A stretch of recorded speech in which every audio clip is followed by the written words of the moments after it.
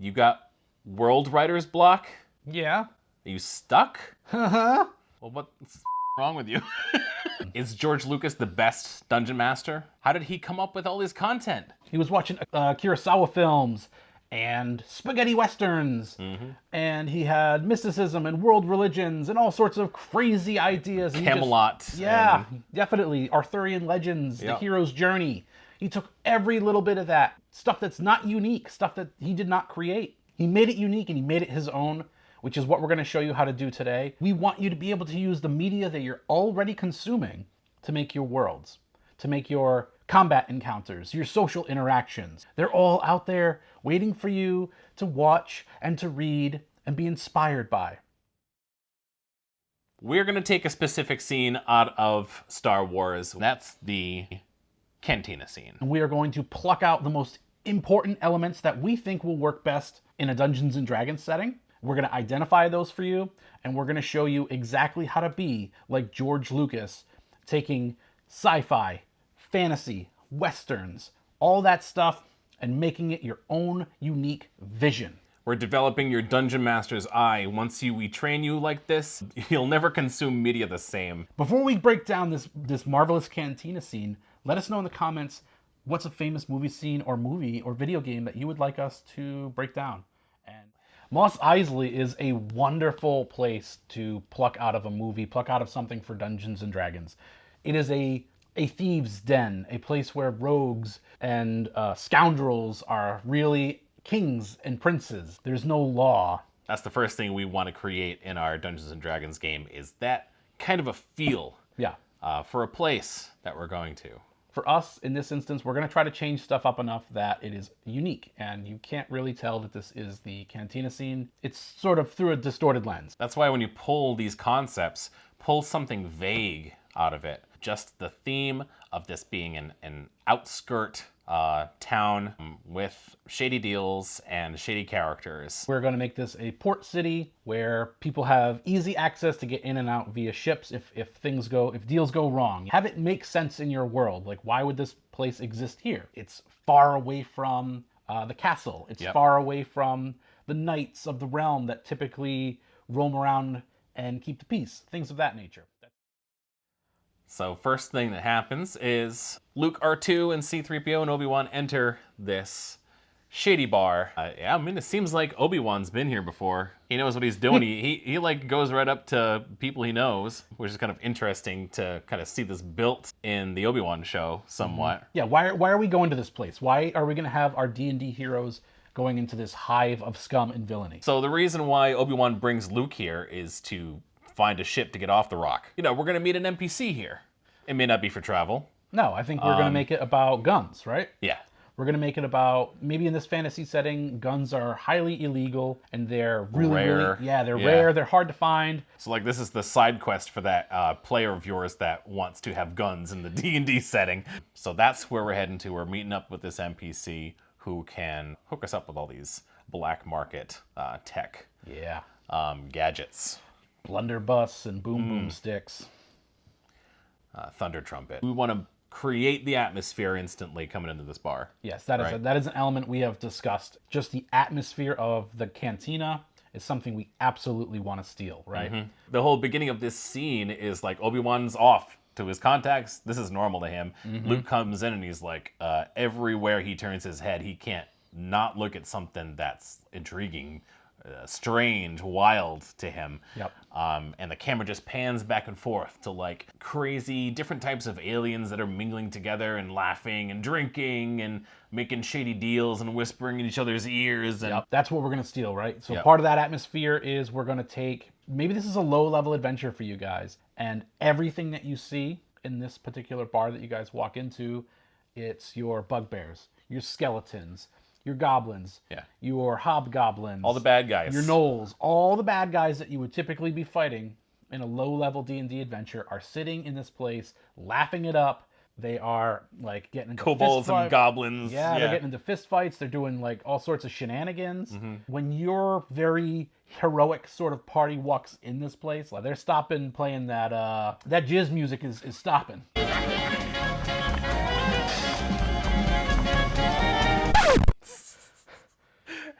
Come on. It's what it is. It's what it is. Oh man, I love jizz. Just when jizz is in my ear, I just can't Stop tapping my foot. I can't stop tapping my foot. Also, the next thing that happens when they walk in is the bartender speaks up. It's the only words he says. He's like, "Hey, you're droids. They can't be in here. Yeah. Get them out of here." Right. What would be kind of fun is having some weird rule. Yep. In this place. Right. Maybe no pets, no familiars. Or even in the whole town. Yeah, no familiars. No Leave familiars. your familiars at the door, right? That might be too reminiscent of this thing when players come in. Know. But it's like do that somewhere else. You don't have to do it at the bar. Or maybe they just don't like wizards and magic in general and stuff. They're afraid of the Jedi mind trick and things of that nature. They've been charmed before. You have to give up your wands, give up your little your focuses, your arcane foci. Yeah. While you're watching this movie, there's complications happening outside the bar. There's the pressure coming from the Empire.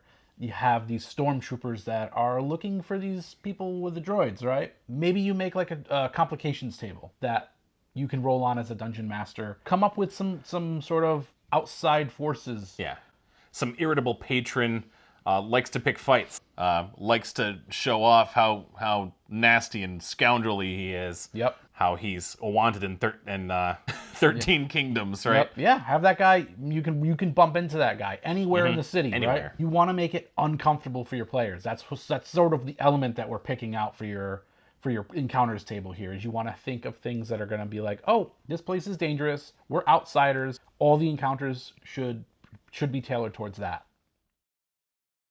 I even like how the bartender is at the cantina. Oh, it's great. Because so often in our D&D campaigns, I feel like the bartender always has the wealth of knowledge. It would be great to have your bartender just be like, I'm staying out of your business. Like, what do you want to drink? Yeah. His job is to work in a very dangerous place, and he knows that if he overhears things or if he sees things, he doesn't want to know any of that crap because he could end up dead just because he happened to see something or someone. Persuading this guy to talk is difficult. Like someone is really wants to dig information out of this guy. We got to roll a 25 on this to. You might even have to just take him out back and beat the crap out of him.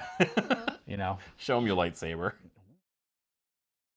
What ends up happening is guy picks a fight with Luke. Luke didn't even look at him any wrong way or say anything. Obi-Wan's like, this one's not worth the trouble. And cuts his arm off in the middle of the bar. Slices it off and... Hey, douchebag, no reason to be that way. Let me buy you a tall glass of blue milk. Oh, you want to be that way, huh? Well, I guess I'm going to have to show you my lightsaber. The rest of the patrons just, they're smoking a pipe, they turn back around, right? Yeah, life is cheap inside of this inside of this whole city. That's what we're definitely going Violence for. is normal. Now you understand why the bartender is so pissed off because he's cleaning up all these bodies every day. I feel like that's a great atmosphere to keep in our tavern on the edge of the kingdom. So... in the movie, we meet Han Solo, right? Yeah. That's the big reason that we're there, is to meet this charismatic, wonderful scoundrel, everyone's favorite, Mr. Han Solo. We are going to pluck him out, and we are going to throw him away. We don't need Han Solo. We just need any old NPC. Maybe the guy that we're going to meet is an elf. He's got his little briefcase of things. You guys walk up to him. You start having some dealings with this guy, and, next thing you know is blam, blam, blam, blam. This guy gets blown away right in front of you. And the whole bar goes silent, like this stout, drunken dwarf comes over with a large blunderbuss. Yeah. And he's like, just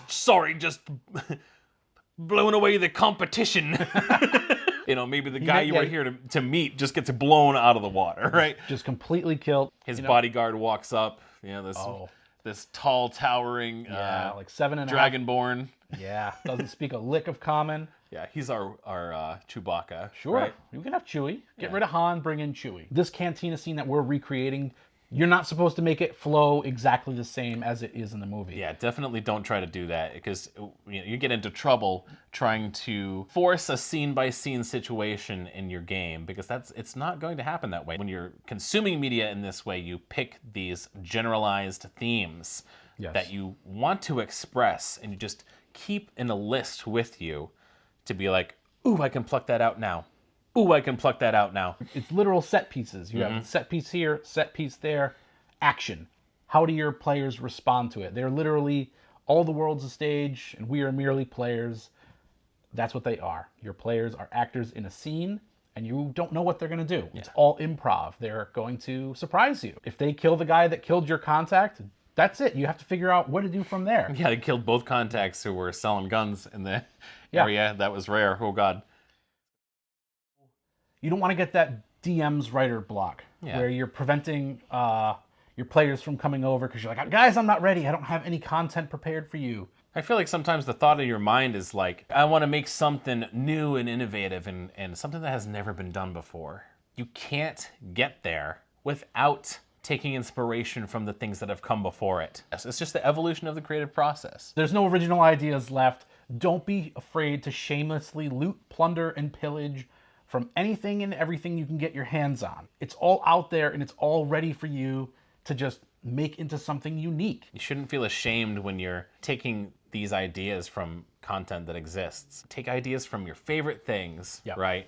That's what I do. I do that too, but I don't even do that for my favorite things sometimes. Now that I have this eye for looking for this content and generalizing themes and tropes from things, I watch content I would never watch before, only because it like follows the theme I might want in my game, right? I mean, I think doing this type of stuff helps you create like your own like dungeon master's voice, which is a whole video unto itself. Yeah. But whenever you sit down at one of my games, you know for sure it's going to be filled with like Z-grade B-movie schlock.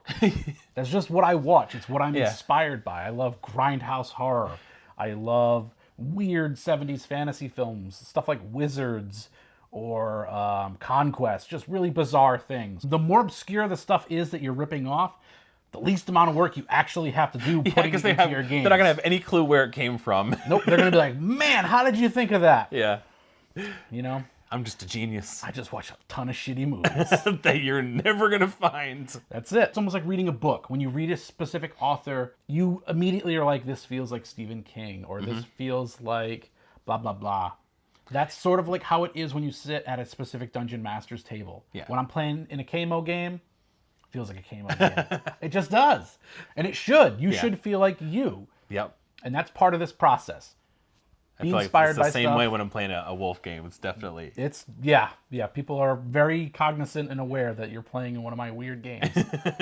And then you inspire the way that I run a game, too. Sure. We're like, oh, I want to do things more like you're doing them. 100%. You know? I like the way that I mix my content. But then I'm like, oh, man, I just love those. You know, I see what you do, and I'm like, oh, I want to incorporate some of those things. You know, if we think it's fun to take these scenes, these very popular scenes, break them down, and help you find your eye. So we want to do this again. We're going to make this an ongoing series. Obviously, there's tons of stuff that inspires us. We're going to make more inspiration videos. We're not just going to break down Star Wars. We're going to break down some of my favorite crappy movies. Howling 2. Yeah. I could write Drag Me to Hell. I could do a whole... Oh, Drag Me to Hell. Whole campaign on Howling 2. How a hag vomits all over your face.